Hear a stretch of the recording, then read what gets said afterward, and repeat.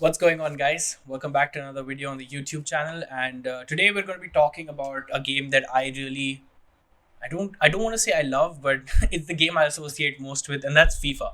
So FIFA 23, coming out later this year. They dropped their reveal trailer or their initial game trailer on Wednesday, I believe it was.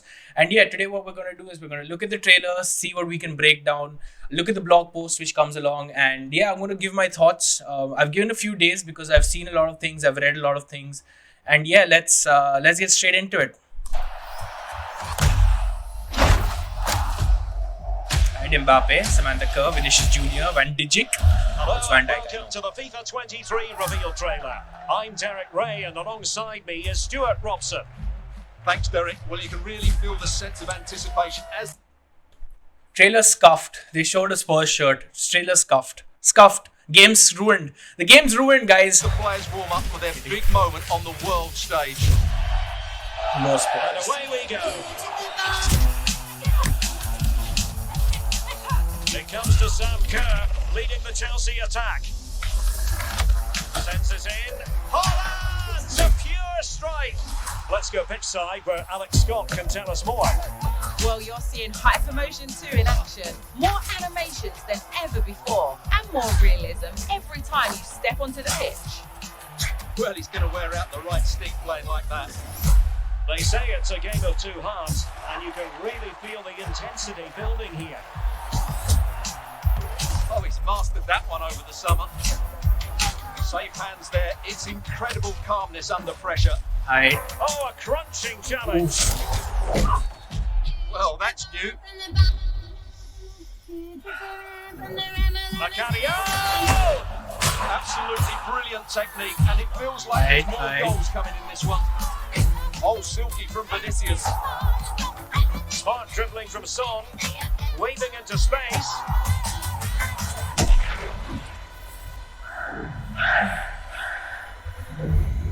What were you thinking, only one World Cup?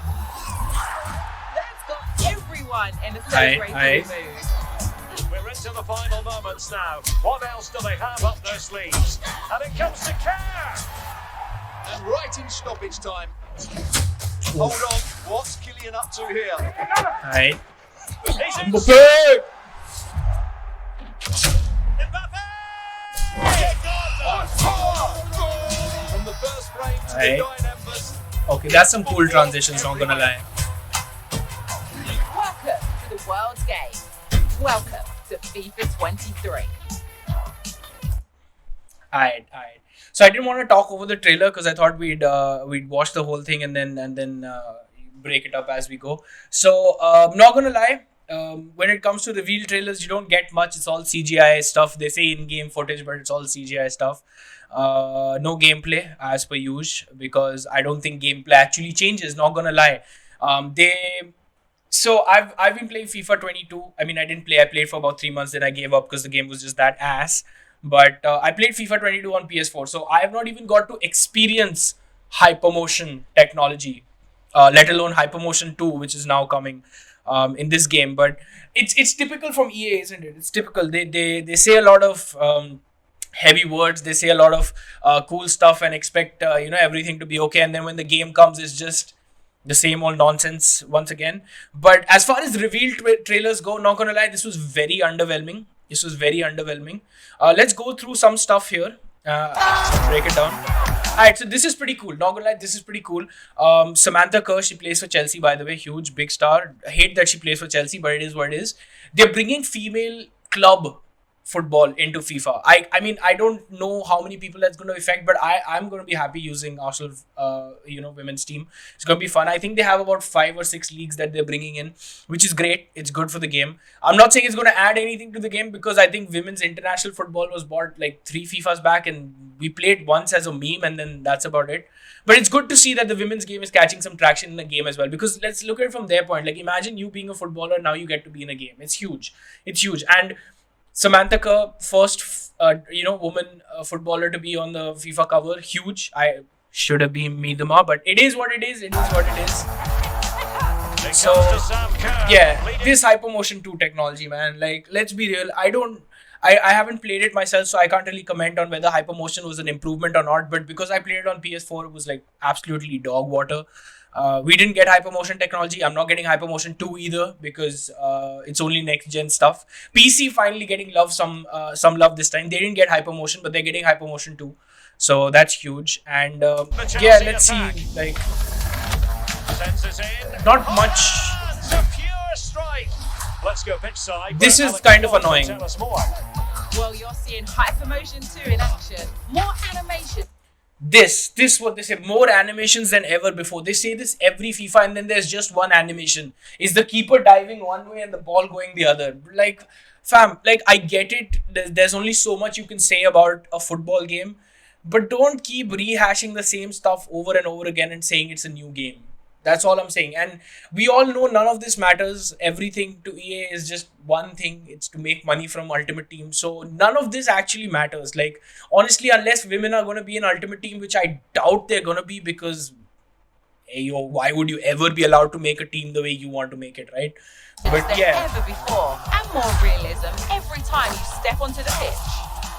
Well, he's going to wear out the right stick playing like that.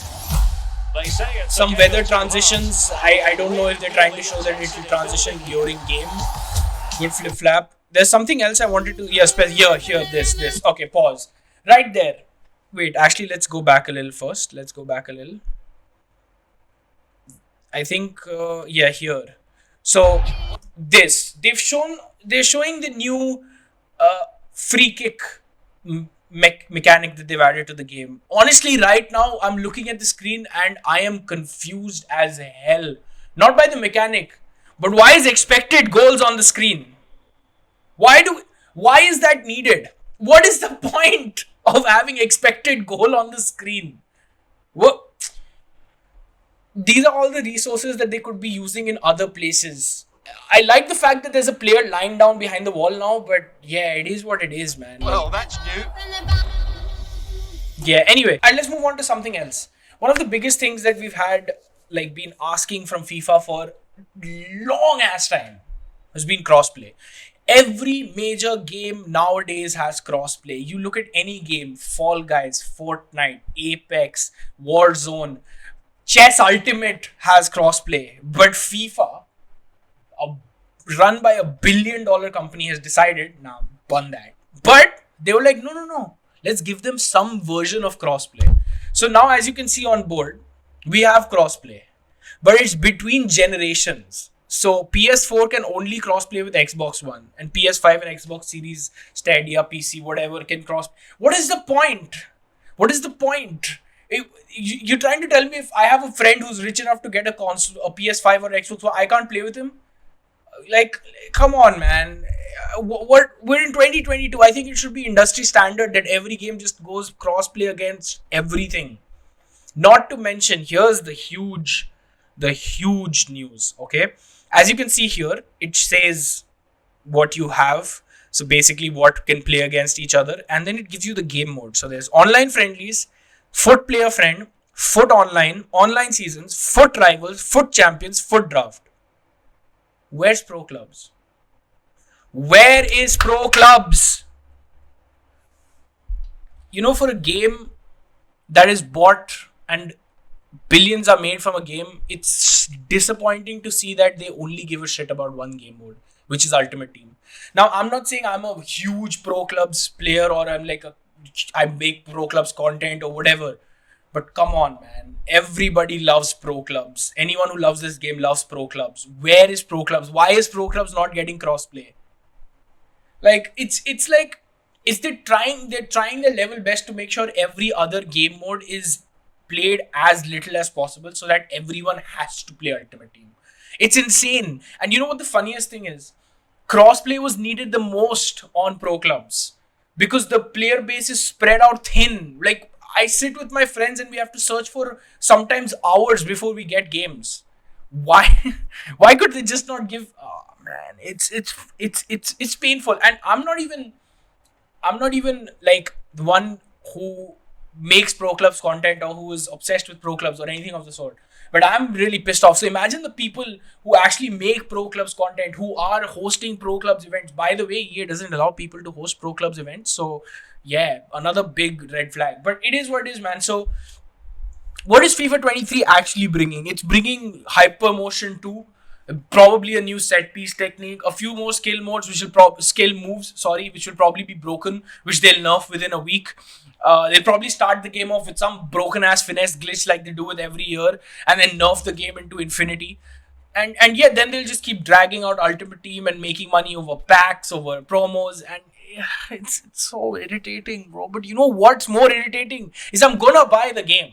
They know it. They know everyone's gonna buy the game. We're gonna shit on the game, but then we're gonna buy the game. Then we're gonna play the game. We're gonna shit on the game. We're gonna play the game some more. So like, what are we doing, man? What are we doing? I know that there's a huge ass Twitter movement going on right now, which is say hashtag Save Pro Clubs, and is being driven by VPG and VFL. And I don't know, man. I honestly, FIFA 23, it's not even out, not even close to being out yet, and it already looks like it's gonna be disappointing.